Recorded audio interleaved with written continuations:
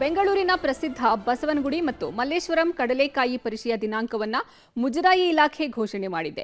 2 ದಿನಗಳ ಕಾಲ ಈ ಪರಿಷೆ ನಡೆಸೋಕೆ ನಿರ್ಧರಿಸಿದೆ. ಈ ಬಾರಿಯ ಕಡಲೆಕಾಯಿ ಪರಿಷೆ ಹಲವು ವಿಶೇಷತೆಗಳಿಂದ ಕೂಡಿರಲಿದೆಯಂತೆ. ಈ ಕುರಿತ ಡೀಟೇಲ್ಸ್ ಇಲ್ಲಿದೆ. ಕಡಲೆಕಾಯಿ ಪರಿಷೆಗೆ ಡೇಟ್ ಫಿಕ್ಸ್. ನವೆಂಬರ್ 25 ಮತ್ತು 26ರಂದು ಕಡಲೆಕಾಯಿ ಪರಿಷೆ. 2 ದಿನಗಳ ಕಾಲ ನಡೆಯಲಿರೋ ಜಾತ್ರೆ. ಬೆಂಗಳೂರಿನ ಸುಪ್ರಸಿದ್ಧ ಕಡಲೆಕಾಯಿ ಪರಿಷೆಗಳು ಈ ಬಾರಿ ನವೆಂಬರ್ ತಿಂಗಳಲ್ಲಿ ನಡೆಯುತ್ತಿವೆ.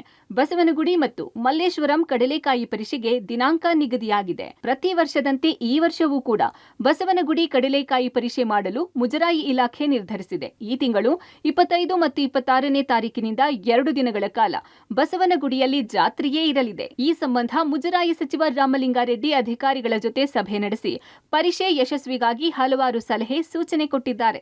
ಇನಾಗ್ರೇಷನ್ ಜನರಲ್ ಆಗಿ ಮುಜರಾಯಿ ಮಿನಿಸ್ಟ್ರು, ಆಮೇಲೆ ಲೋಕಲ್ MLA, ಲೋಕಲ್ MP ಮತ್ತು ಸುತ್ತಮುತ್ತ ಇರ್ತಾರಲ್ಲ, ಮತ್ತು ನಮ್ಮ ಬೆಂಗಳೂರಿನ ಧಾರ್ಮಿಕ ಪರಿಷತ್ ಸದಸ್ಯರು ಎಲ್ಲರೂ ಕೂಡ ಬರ್ತಾರೆ. ಇಲ್ಲಿ 2 ದಿನ ಮಲ್ಲೇಶ್ವರಂ, ಅದು 3 ದಿನ.